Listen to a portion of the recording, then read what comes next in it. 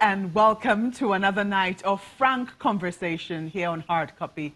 I'm Maokwe Ogun Yusuf. Senator Einaya Abaribe represents Abia South in Nigeria Senate, a seat he's currently occupying for a third term.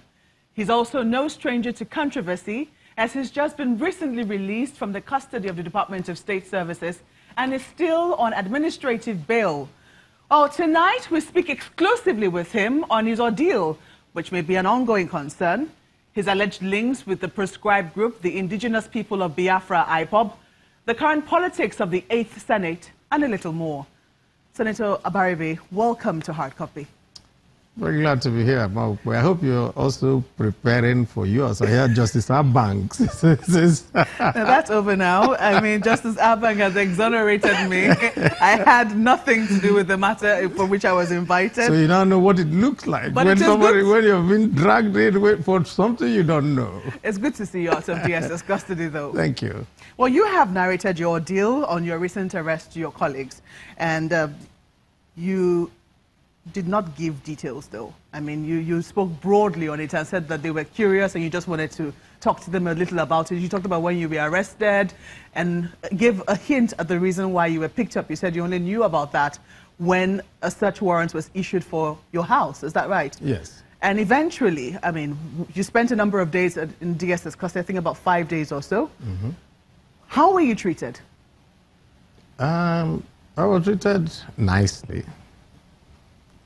Is that nicely with a quote, or is that nicely? Well, let's put it this way. Mm-hmm. When you're in custody, it doesn't matter how well you're treated, and you're in custody, and your freedom is restricted. It can never be a nice experience.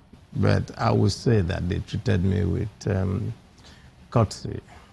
Okay. You, in narrating your experience to your colleagues, you said that I mean, the charges were trumped-up allegations. That's what you alleged. You also quoted American President Theodore Roosevelt. You said, patriotism means to stand by the country. It does not mean to stand by the president or any other public official. Same to the degree which a president stands by the country. Now, you say it's patriotic to support a president if so far as he efficiently serves the country. It is unpatriotic not to oppose a president who fails to stand by his duty to do well for the country. And it is unpatriotic not to tell the truth, whether about the president or anyone else. And after that, you said, I will continue to tell the truth. I will continue to stand by this country. I will continue to say that no person is bigger than this country. That was what you said at the end. Precisely. Now, what truth would you say that you told which led to your arrest? Let's put it this way. Everybody in the country today, it's like open to everyone. The truth I said that time was that things were happening. People were being killed. Everybody pretended that nothing was happening. And I know that if something was not done, then we will reach a stage in which there will be no country. And I started shouting and saying, there is something wrong going on here. I also said that somehow we are seeing a trend that is manifesting of democracy failing. What's failing in our democracy?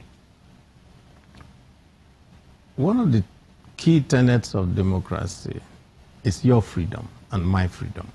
Freedom to associate with who you like, freedom to speak your mind, freedom to, go move in and out, freedom to express yourself. And somehow it's being breached. And my arrest was also part of it, part of what I was shouting about. Is that how you're reading the situation? Because a lot of Nigerians might not agree with you. They'll say, to a large extent, within reasonable limits, of course, Nigerians are expressing themselves. They have social media handles. They're going on Facebook. They're saying how they feel. The media is still working. There's still exposés on, several officials of government, regardless of whether or not government is doing anything about it. But at least the press has been speaking, haven't they?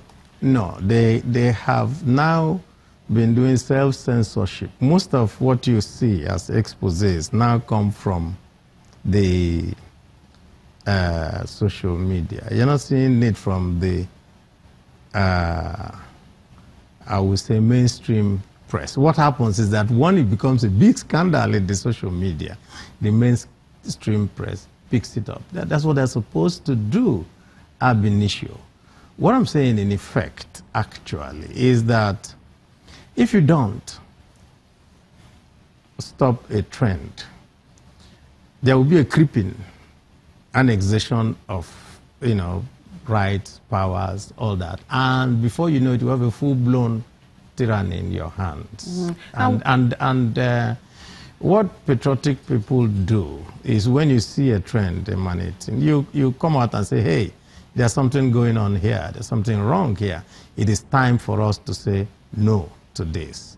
And that quotation that I did is because also there's a growing culture today of a deification of an individual, and nobody wants to say anything, and you're seen as unpatriotic if you say, hey, there's something that is not Some right will argue here. that has always been the case. I mean, we've always loved strong men politics. That is the politics of Nigeria, the strong man, the man at the home of affairs. And a lot of people have said, oh, the president of Nigeria tends to wield enormous powers, that the president of Nigeria might be the most powerful man in the world with the sort of powers that they wield. Precisely. I agree with you, but then the president of Nigeria, before this particular regime, was also vilified and called all manners of names openly by people. But how many people were now being dragged